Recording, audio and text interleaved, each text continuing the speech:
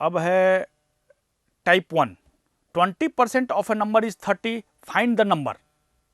और 20% of the number, कोई number है उसका 20% आपको पता है और नंबर निकालना है, इसका मतलब कि 100% आपको निकालना है ना। You are given that 20% of a number, 20% of a number equal to 30, find the number. तो सिंपल सी बात है कि 20% किसी नंबर का मतलब 1/5 of the number is this, और नंबर निकालना है, मतलब कि आपको सीधा सोचना है कि आप 100 निकालना है, 100% निकालना है उस नंबर का, क्योंकि 100% इज इटसेल्फ। ठीक है, तो ऐसे सोचे तो 1/5, अगर फ्रैक्शन में सोचेंगे तो 1/5 of a number is this, so number is multiplied by 5, 150 का सोच सकते हैं हम लोग। और ऐसे भी सोचे कि 20% ऑफ ए नंबर इज 30, तो कौन सा ऐसा नंबर है जिसका 20% 30 के बराबर होगा, इसका मतलब कि नंबर हमारा बड़ा होगा। ठीक है, तो रूल ऑफ फ्रैक्शन से सोचना चाहें तो ऐसे कर सकते हैं, 30 को हमको बढ़ाना है। ठीक है, बढ़ाना है, और 20% की बात है तो परसेंट का मतलब 100 और 20 को यूज करना है। इससे बढ़कर के हमारा 5 गुना हो गया, 150 हो गया। तो ये सब क्वेश्चन में रूल ऑफ फ्रैक्शन के हिसाब से भी सोच सकते हैं, और नहीं तो इतना इजी है कि इसके लिए आपको जरूरत है 20% खोज रहा है, 20% का मतलब इतना, इसका मतलब कि आपको 100% निकालना है, 100% 5 गुना निकालना है, तो इसका 5 गुना 150। सिंपल आप रेशियो के कंसेप्ट से सॉल्व कर सकते हैं कि 20% इक्वल टू दिस, इसलिए 100% इक्वल टू दिस। अब मान लिया कि हमारा क्वेश्चन है if 20% of a number is 30, find 50% of that number. तो 50% का मतलब क्या हो गया, 2.5 गुना, तो इसका 2.5 गुना करेंगे। ठीक है, अगर मान लिया कि हमको पूछे कि 75% ऑफ, तो 75% का मतलब क्या हो गया, एक तो हो गया कि आप 70% प्लस 5%, दूसरा हो गया 80% माइनस 5%। ठीक है, तो 80% मतलब 4 गुना है ना, 80% 4 गुना 120, और फिर 5% माइनस करना है, मतलब कि 1/4 माइनस करना है। 5% क्या हो गया, 1/4 ऑफ दिस, तो 1/4 ऑफ दिस, तो हाफ का हाफ माइनस करना है, मतलब 7.5 माइनस करना है। ऐसे आपको सोचना है। ठीक है, या तो रेशियो में करेंगे, ए इसका कितना टाइम्स है उतना ही टाइम्स सीधे ले लेंगे। ठीक है, तो वो हमारा रूल ऑफ फ्रैक्शन होगा। अगर 20 से 75 करना है, इसका मतलब कि 75/20, सीधा रूल ऑफ फ्रैक्शन होगा। ऐसे कैलकुलेशन हो गया कंपैरिजन के बेस पे, और रूल ऑफ फ्रैक्शन में आया तो क्या हो गया, 20 इक्वल टू 30, इसलिए 75 इक्वल टू उससे ज्यादा होगा, तो 75/20। समझ रहे हैं, तो इस तरह से आप इस वैल्यू को निकाल सकते हैं कि जैसे आप इसका वैल्यू क्या आ गया, इसमें इसका 1.5 गुना, तो 37.5 इसमें जोड़ना है, तो आप पहले 30 जोड़ लिया, 105, फिर 112.5, यहाँ पे भी आपका 112.5। तो आंसर पे कोई फर्क नहीं पड़ेगा, सोचने का हमको समझना चाहिए कि कोई भी वैल्यू निकालना है तो हर एक इस तरह का जो एक से दूसरे पे जाना है, तो आप रूल ऑफ फ्रैक्शन से भी सोच सकते हैं, और सीधा कंपैरिजन करके आप रेशियो प्रोपोर्शन से भी सोचते हैं। ए इसका कितना टाइम्स है उतना ही टाइम्स ए इधर हो जाएगा। अगर हम सोचेंगे नहीं रूल ऑफ फ्रैक्शन ए बढ़ रहा है, इसी कंपैरिजन में बढ़ रहा है, तो बढ़ाना है तो 50/20 करके बढ़ा सकते हैं, 75/20 करके बढ़ा सकते हैं। ठीक है, तो दोनों मेथड को हम लोग को समझना चाहिए इसमें।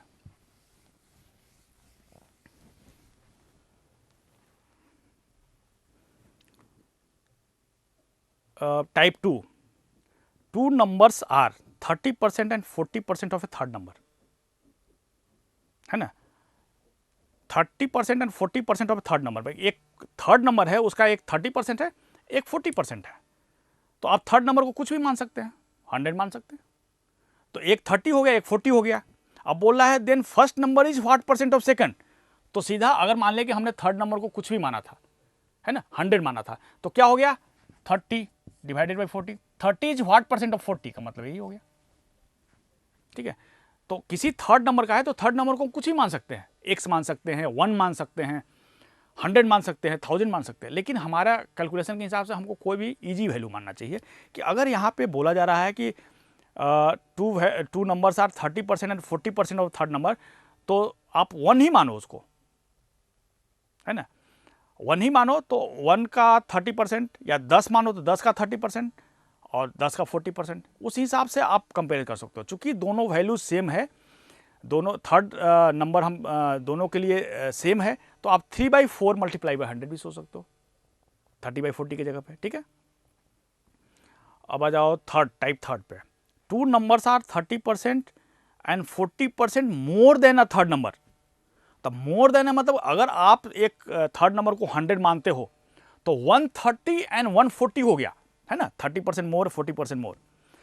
Then first number is what percent less than the second number.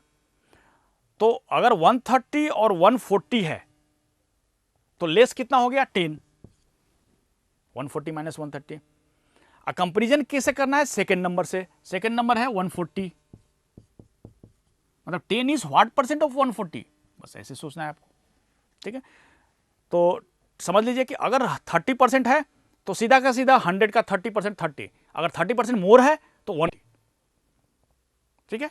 अगर बोलेगा कि 130% मोर, तो अगर इधर 100 है तो उधर 230 हो जाएगा, समझ रहे हैं। अगर 30% लेस बोल रहा है तो 70 हो जाएगा। ये चीज़ ध्यान रखना है कि अगर मान लिया कि बोले कि two numbers are 30% and 40% less than the third number, तो इसका मतलब कि हमको 70 और 60 सोचना है ना, कि एक नंबर 70 है दूसरा 60 है, क्योंकि थर्ड नंबर हमारा 100 है, एक 30% लेस है एक 40% लेस है। अब क्वेश्चन इसमें हो सकता है first number is by what percent more than the second number, या second number is by what percent less than the first number. तो लेस देन जहां पे आएगा that will go in denominator, ठीक है। Now come at type 4। A man loses 20% of his money and after spending 70% of the remainder, है ना, man loses 20% of his money and after spending 70% of the remainder, he is left with 80 rupees 80. How much money had he in the beginning? कितना पैसा उसके पास शुरू में था। तो अब देखिए मैन लूजेस 20% लूज कर रहा है, और फिर जो रिमाइंडर है जो बचा हुआ है उसका 70% स्पेंड कर दे रहा है, और वो बच रहा है 80 रुपीज़। इसका मतलब कि आपका जो रिजल्ट है वो 80 से ज़्यादा होगा, जो आंसर आएगा वो 80 से ज़्यादा होगा। तो 80 को आपको बढ़ाते हुए चलना है रूल ऑफ फ्रैक्शन के हिसाब से, ठीक है। ऐसे तो आप मानेंगे तो कुछ वैल्यू मान लेंगे 100 x और उसके बाद सॉल्व करेंगे, तो इट विल टेक टाइम।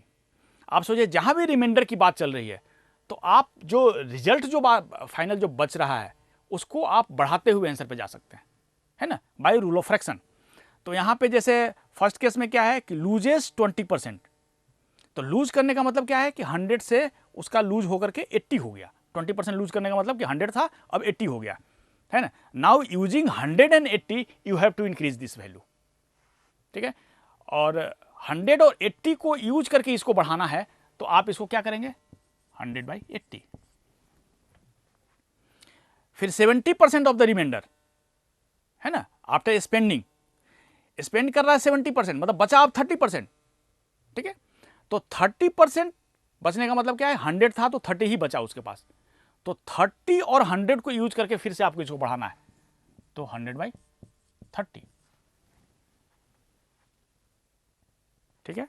तो रूल ऑफ फ्रैक्शन आप इस तरह से यूज कर सकते हैं। दोनों पार्ट में सोचिए कि घटने के कारण, अगर मान लें कि बढ़ने के कारण होता तो 10% बढ़ने के कारण तो हम 100 और 110 लेते, लेकिन यहाँ पे क्या है कि दोनों केस में हमारा घट रहा है, क्योंकि लूज कर रहा है तब भी घट रहा है, और जब हम एक्सपेंड कर रहे हैं तभी हमारा वैल्यू घट रहा है, ठीक है। और उसको हमको फाइनली बढ़ाना है तो हमारा 100 और 30 यूज करके बढ़ेगा, फिर 100 और 80 यूज करके बढ़ेगा।